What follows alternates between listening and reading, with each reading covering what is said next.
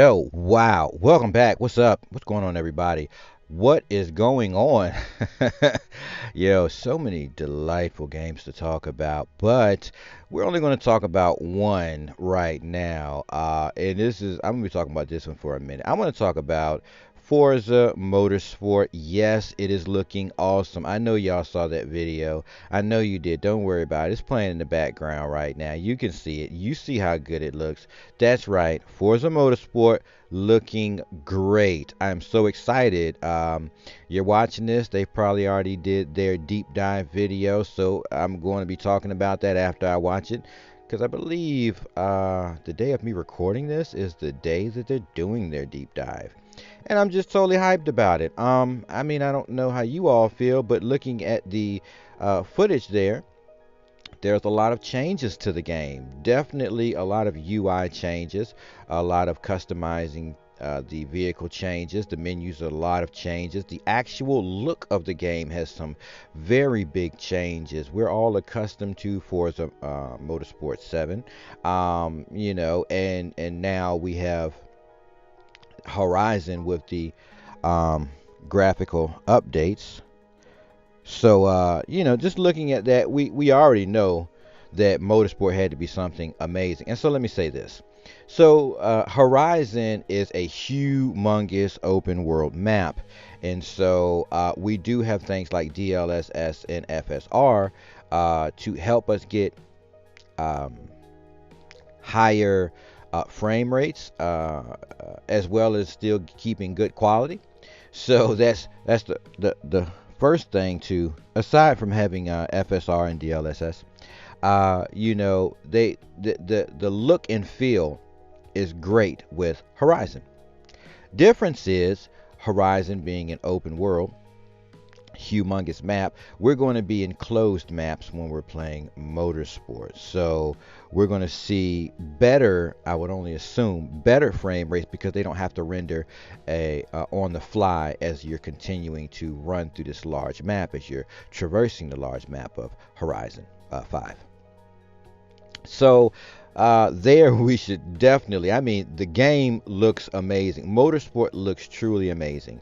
The gameplay. I mean, they're going to go into a deep dive, so there's no point in me even trying to remember the few things that they said during the game show where they were showing the new game titles for Xbox. We'll get into that in after we see this deep dive video, which should be playing today. Again, this video will not be on the same day, obviously. But yeah, I mean, it's just amazing looking. Like, we've got so many car games. Let me tell you, they've got car updates to Automobilista 2, and I've talked about it. Like Automobilista 2 is missing the fact that you can just go in and join races, right? It doesn't have that. It doesn't really have a career. Most of these games don't have career modes, right? So it's missing that. Then on the reverse, you go to something like what is it? Grid Legends. Grid Legends has a great story mode, and it has all these different events that you could just join. Like the way they set up the racing is awesome. Now their style of racing is more arcadish, but it's still fun. I don't know if any of you played Grid Legends. It's still a fun game. If you're playing AI, it's truly fun. I don't believe there's any multiplayer activity in the game. Most people don't find it fun. So much to say. So I cut it back on. I go into the story mode, and I have DLCs. And playing the story mode, of course, is fun. You can always go back and make it harder for you to play it, as well as the actual campaign mode where you just have like race events to increase your driver type of classes and everything else.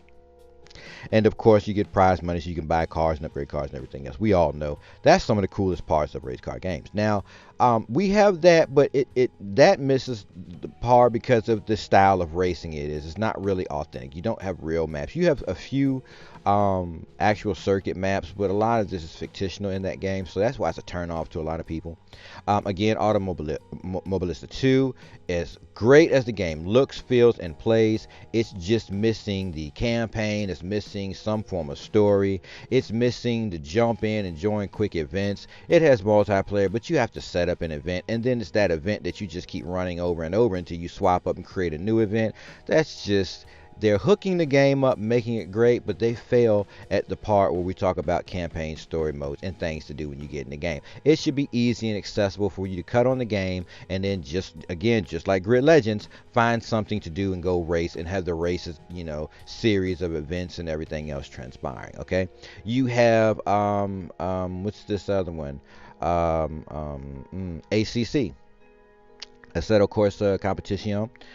So you have that, and that is pretty cool. But the same thing still goes on with that. Like it's you gotta set up the race. You know what I'm saying? And then you can play multiplayer, and then there's that one race. So it's like that's missing too.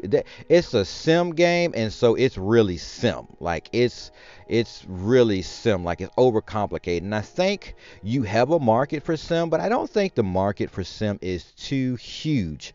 I think Simcade, like in a sense, like a little bit of arcade, a lot of sim, a little bit of arcade, simplifying the racing because a lot of people don't play online racing. The ones that do, they're on something like iRacing, taking their sim racing serious. Okay, now if you're gunning for that, then that's just where your game is gunning for. You're going to be in competition with iRacing, and that's just going to be a forever fight. You look at stuff like Gran Turismo. Gran Turismo has a huge following, basically the following on PlayStation, and that's it. So, well, their following is pretty much limited to just PlayStation. Dumb as that is, I don't understand why. I don't even want to talk about that. Whatever. So their following is straight there, just like Forza. Forza Motorsport's following will be the Xbox, and it will be the PC, because people will be able to play it on their PCs and Xbox. Maybe one day I would like that they would make it accessible to PlayStation players. Like PlayStation doesn't have the cojones to do it. I think Xbox should be like, you know what? Let's just make our game playable on the PlayStation and bring them in too, because we'll have them buying our Xbox games even though they're on a PlayStation. Could you imagine a PlayStation gamer going to buy Forza Motorsport because they can then jump on servers with the Xbox and the PC players and actually have a fun time racing on a great looking racing game? Just imagine that. Imagine if Forza Horizon was able to be accessed on the PlayStation. That will bring more players to the game and more money to the game. So I don't understand why they just don't do that. Come on people, get it together. We don't care what console you're playing on. We're just about playing the game. All right, moving along. So yeah, it's looking awesome, but it's like there's no games that really compete with that itch. Like Forza, whether it be Horizon 5 or whether it be this new motorsport game, nothing really scratches the itch. You know what I'm saying? So a lot of you people that have played Forza Motorsport 7, you already understand playing the multi-online, playing in lobbies, playing the actual career mode, because it's a pretty good career mode on Forza Motorsport 7. It isn't the best, but it's pretty good. A lot of games don't have that stuff. So you look at something like Project Cars 3, they kind of, they missed it a little bit. I see what they were after, but it's like you missed it a little bit. But and they had a lot of bugs. There's still a lot of bugs with that game, but whatever. It just needed some perfecting, but the idea was solid. You know what I'm saying? And Project Cars 2 was definitely solid. They just needed. I think where all these games fail, and I keep looking at games like Gran Turismo and Forza, is because they set up race events that are always spinning. Okay, you can always get in a race event and have fun. Who wants to go through all this hoobly hobbler? Look, man, if all I got is 45 minutes to play a race or two before I need to get on with the rest of my dad life, I just want to jump in, maybe I get into a public race, and maybe there's 24 people doing this race on the Monza or something. I'm like, oh yeah, I want to do that. You know what I'm saying? And then boom. You see what I'm saying? That makes the racing, that makes the game easier and accessible and for more people to play. So a lot of these games missed it, right? And so that's why I still wait for Forza Motorsport, because Motorsport 7 has always been able to give me the experience I wanted. It's not the best looking game because it's old, but it always gave me the experience I wanted. Now, a lot of people stopped playing it here lately because, of course, they're waiting for this new one. And so when this new one drops, I can promise you, I will promise you, that game will be full. Anyways, they got a video dropping today. What is this, Tuesday? The 13th. There should be a video, I believe, a deep dive they're doing today. So anyways, I'm going to watch that, and then I'll probably start talking about that in another video. And I've got more games I want to talk about. Trust, I want to talk about Starfield, because that game really, my expectations and then what they showed me in the deep dive made me turn around and say, what? I'm going to play that. I got to play that game. Like, what? I didn't know all that was going to be in the game. Like, how come nobody told me that all that stuff was going to be in the game? Did y'all catch that deep dive? Did anybody see the deep dive on Starfield? If you didn't, look, it's 41 minutes long, 42, whatever. You need to go watch that deep dive on Starfield. It'll blow your mind. And I've also got my eyes on, the Star Wars game. I'm not too sure about Star Wars Outlaws, but I'm watching it. I'm going to see how that progresses. Other than that, wow, I'm excited. We got a lot of stuff happening this year.